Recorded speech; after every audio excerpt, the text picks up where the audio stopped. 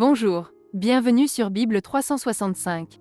Nous sommes contents que vous soyez avec nous aujourd'hui, pour écouter la lecture du livre d'Ésaïe chapitre 29 à 33. Si vous êtes nouveau, s'il vous plaît abonnez-vous à la chaîne, aimez et partagez-la pour encourager quelqu'un d'autre à écouter la Bible cette année. Bonne écoute. Ésaïe, chapitre 29. Malheur à Ariel, cité dont David fit sa demeure. Ajoutez année à année, laissez les fêtes accomplir leur cycle. Puis j'assiégerai Ariel. Il y aura des plaintes et des gémissements, et la ville sera pour moi comme un Ariel. Je t'investirai de toutes parts, je te cernerai par des postes armés, j'élèverai contre toi des retranchements. Tu seras abaissé, ta parole viendra de terre, et les sons en seront étouffés par la poussière.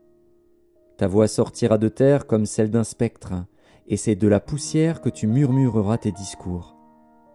La multitude de tes ennemis sera comme une fine poussière, cette multitude de guerriers sera comme la balle qui vole, et cela tout à coup, en un instant. C'est de l'Éternel des armées que viendra le châtiment, avec des tonnerres, des tremblements de terre et un bruit formidable, avec l'ouragan et la tempête, et avec la flamme d'un feu dévorant. Et, comme il en est d'un songe, d'une vision nocturne, ainsi en sera-t-il de la multitude des nations qui combattront Ariel, de tous ceux qui l'attaqueront, elle et sa forteresse, et qui la serreront de près. Comme celui qui a faim rêve qu'il mange, puis s'éveille, l'estomac vide, et comme celui qui a soif rêve qu'il boit, puis s'éveille, épuisé et languissant. Ainsi en sera-t-il de la multitude des nations qui viendront attaquer la montagne de Sion. Soyez stupéfaits et étonnés, fermez les yeux et devenez aveugles. Ils sont ivres, mais ce n'est pas de vin. Ils chancellent, mais ce n'est pas l'effet des liqueurs fortes. Car l'Éternel a répandu sur vous un esprit d'assoupissement. Il a fermé vos yeux, il a voilé vos têtes.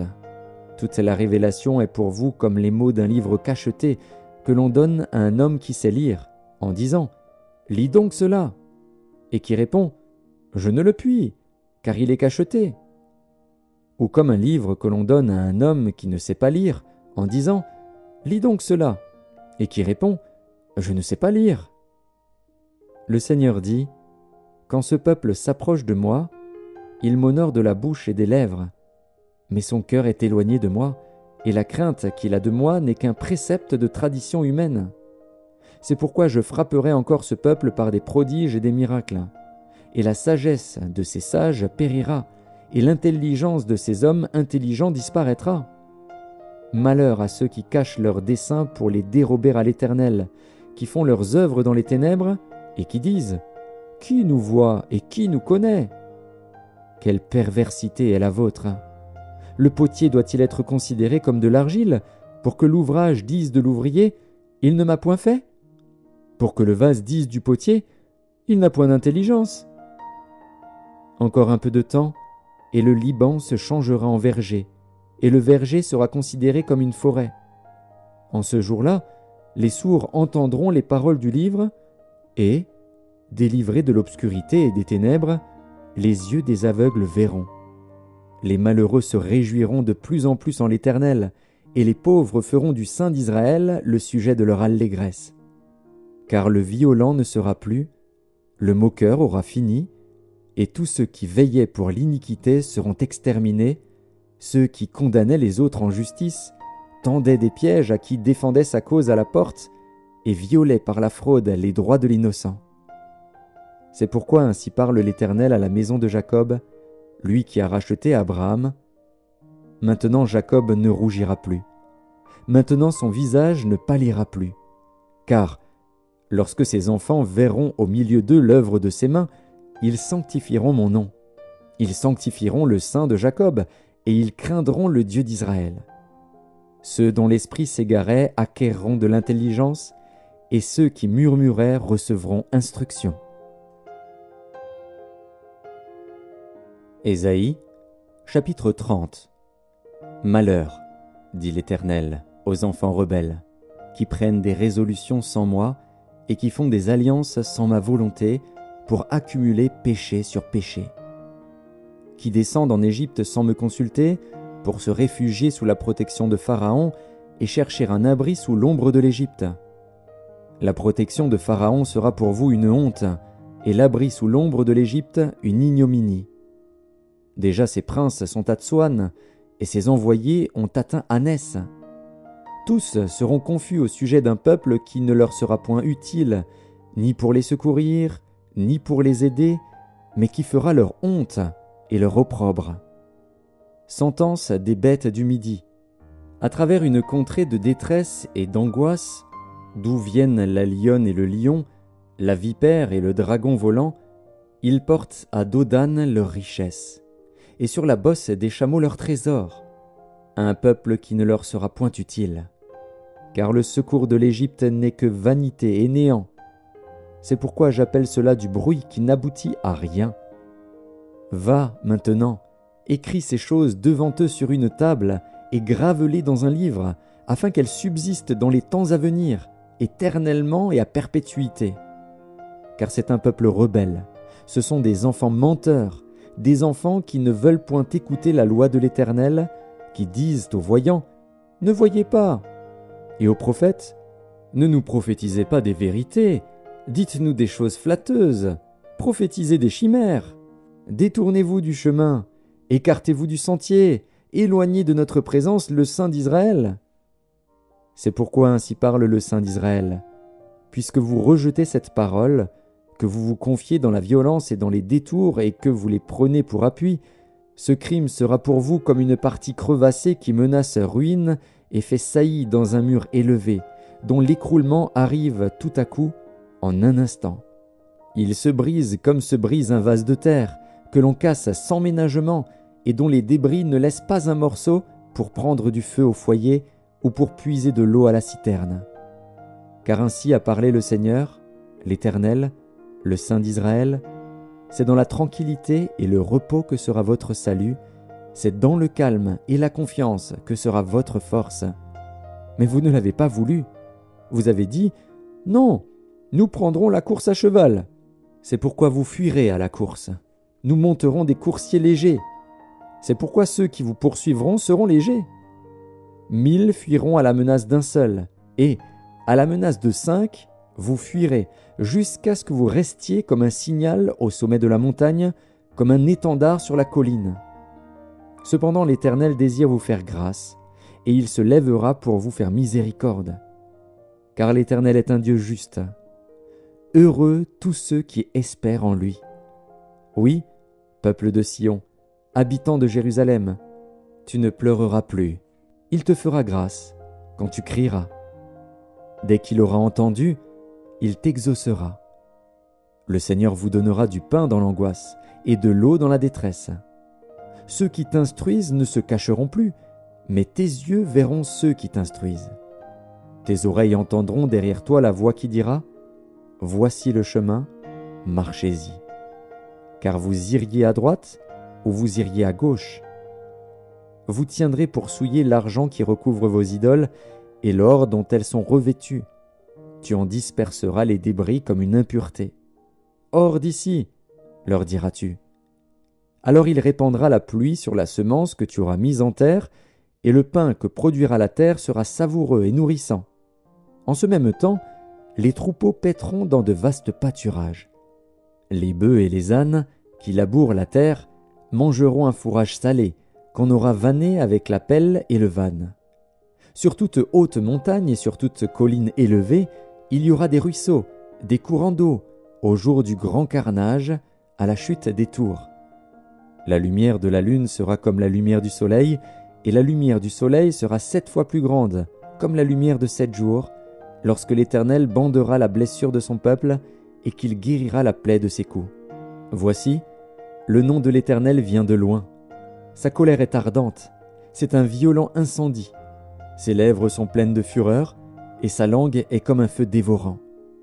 Son souffle est comme un torrent débordé qui atteint jusqu'au cou, pour cribler les nations avec le crible de la destruction, et comme un mors trompeur entre les mâchoires des peuples.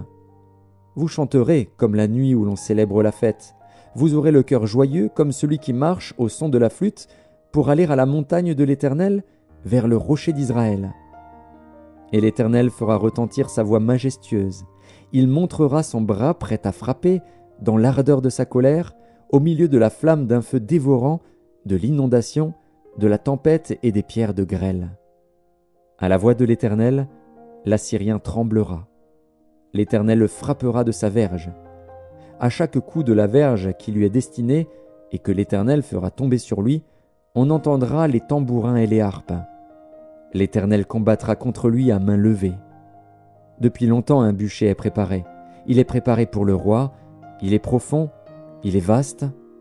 Son bûcher, c'est du feu et du bois en abondance. Le souffle de l'Éternel l'enflamme, comme un torrent de soufre. Ésaïe, chapitre 31. Malheur à ceux qui descendent en Égypte pour avoir du secours, qui s'appuient sur des chevaux et se fient à la multitude des chars et à la force des cavaliers, mais qui ne regardent pas vers le Saint d'Israël et ne recherchent pas l'Éternel. Lui aussi, cependant, il est sage, il fait venir le malheur et ne retire point ses paroles. Il s'élève contre la maison des méchants et contre le secours de ceux qui commettent l'iniquité. L'Égyptien est homme et non Dieu. Ses chevaux sont chair et non esprit. Quand l'Éternel étendra sa main, le protecteur chancellera, le protégé tombera, et tous ensemble, ils périront. Car ainsi m'a parlé l'Éternel. Comme le lionceau rugit sur sa proie, et, malgré tous les bergers rassemblés contre lui, ne se laisse ni effrayer par leur voix, ni intimider par leur nombre. De même l'Éternel des armées descendra pour combattre sur la montagne de Sion et sur sa colline. Comme des oiseaux déploient les ailes sur leur couvée, ainsi l'Éternel des armées étendra sa protection sur Jérusalem. Il protégera et délivrera, il épargnera et sauvera. Revenez à celui dont on s'est profondément détourné, enfants d'Israël. En ce jour, chacun rejettera ses idoles d'argent et ses idoles d'or, que vous vous êtes fabriqués de vos mains criminelles. Et l'Assyrien tombera sous un glaive qui n'est pas celui d'un homme, et un glaive qui n'est pas celui d'un homme le dévorera. Il s'enfuira devant le glaive, et ses jeunes guerriers seront asservis. Son rocher s'enfuira d'épouvante, et ses chefs trembleront devant la bannière, dit l'Éternel, qui a son feu dans Sion et sa fournaise dans Jérusalem. Ésaïe, chapitre 32. Alors le roi régnera selon la justice, et les princes gouverneront avec droiture. Chacun sera comme un abri contre le vent et un refuge contre la tempête, comme des courants d'eau dans un lieu desséché, comme l'ombre d'un grand rocher dans une terre altérée. Les yeux de ceux qui voient ne seront plus bouchés, et les oreilles de ceux qui entendent seront attentives. Le cœur des hommes légers sera intelligent pour comprendre, et la langue de ceux qui balbutient parlera vite et nettement. On ne donnera plus à l'insensé le nom de noble, ni au fourbe celui de magnanime. Car l'insensé profère des folies, et son cœur s'adonne au mal pour commettre l'impiété et dire des faussetés contre l'Éternel, pour laisser à vide l'âme de celui qui a faim et enlever le breuvage de celui qui a soif. Les armes du fourbe sont pernicieuses. Ils forment de coupables desseins pour perdre les malheureux par des paroles mensongères, même quand la cause du pauvre est juste. Mais celui qui est noble forme de nobles desseins, et il persévère dans ses nobles desseins. Femmes insouciantes, levez-vous, écoutez ma voix. Filles indolentes, prêtez l'oreille à ma parole. Dans 1 an et quelques jours, vous tremblerez, indolentes, car c'en est fait de la vendange, la récolte n'arrivera pas.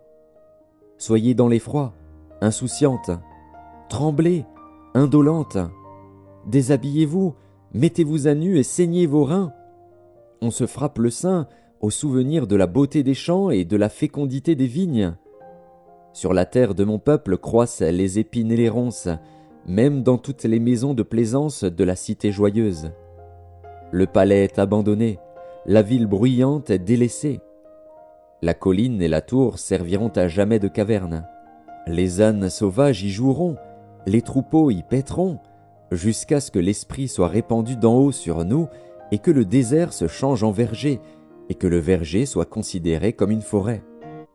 Alors la droiture habitera dans le désert et la justice aura sa demeure dans le verger. L'œuvre de la justice sera la paix et le fruit de la justice le repos et la sécurité pour toujours. Mon peuple demeurera dans le séjour de la paix, dans des habitations sûres, dans des asiles tranquilles. Mais la forêt sera précipitée sous la grêle, et la ville profondément abaissée. Heureux vous qui partout semez le long des eaux, et qui laissez sans entrave le pied du bœuf et de l'âne. Ésaïe, chapitre 33. Malheur à toi qui ravage, et qui n'a pas été ravagé, qui pille, et qu'on n'a pas encore pillé. Quand tu auras fini de ravager, tu seras ravagé. Quand tu auras achevé de piller, on te pillera. Éternel, aie pitié de nous. Nous espérons en toi. Sois notre aide chaque matin et notre délivrance au temps de la détresse. Quand ta voix retentit, les peuples fuient.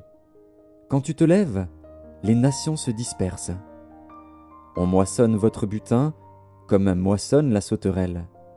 On se précipite dessus comme se précipitent les sauterelles. L'Éternel est élevé, car il habite en haut. Il remplit Sion de droiture et de justice. Tes jours seront en sûreté. La sagesse et l'intelligence sont une source de salut. La crainte de l'Éternel, c'est là le trésor de Sion. Voici, les héros poussent des cris au dehors. Les messagers de paix pleurent amèrement. Les routes sont désertes, on ne passe plus dans les chemins. Il a rompu l'alliance, il méprise les villes, il n'a de respect pour personne. Le pays est dans le deuil, dans la tristesse. Le Liban est confus, languissant. Le Saron est comme un désert. Le Basan et le Carmel secouent leur feuillage. Maintenant je me lèverai, dit l'Éternel. Maintenant je serai exalté. Maintenant je serai élevé.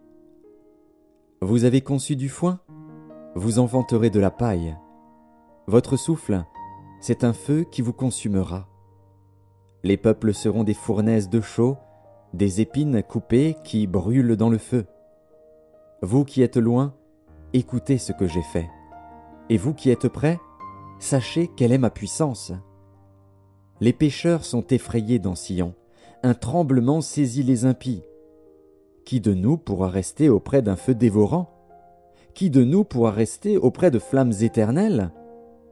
Celui qui marche dans la justice et qui parle selon la droiture, qui méprise un gain acquis avec extorsion, qui secoue les mains pour ne pas accepter un présent, qui ferme l'oreille pour ne pas entendre des propos sanguinaires, et qui se bande les yeux pour ne pas voir le mal, celui-là habitera dans des lieux élevés. Des rochers fortifiés seront sa retraite. Du pain lui sera donné, de l'eau lui sera assurée. Tes yeux verront le roi dans sa magnificence, ils contempleront le pays dans toute son étendue. Ton cœur se souviendra de la terreur. Où est le secrétaire? Où est le trésorier? Où est celui qui inspectait les tours? Tu ne verras plus le peuple audacieux, le peuple au langage obscur qu'on n'entend pas, à la langue barbare qu'on ne comprend pas. Regarde Sion, la cité de nos fêtes. Tes yeux verront Jérusalem, séjour tranquille, tente qui ne sera plus transportée, dont les pieux ne seront jamais enlevés et dont les cordages ne seront point détachés. C'est là vraiment que l'Éternel est magnifique pour nous. Il nous tient lieu de fleuves, de vastes rivières, où ne pénètre point de navire à rame et que ne traverse aucun grand vaisseau. Car l'Éternel est notre juge, l'Éternel est notre législateur, l'Éternel est notre roi, c'est lui qui nous sauve.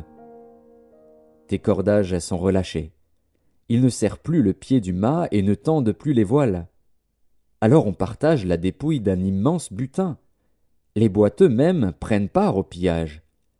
Aucun habitant ne dit « Je suis malade ». Le peuple de Jérusalem reçoit le pardon de ses iniquités.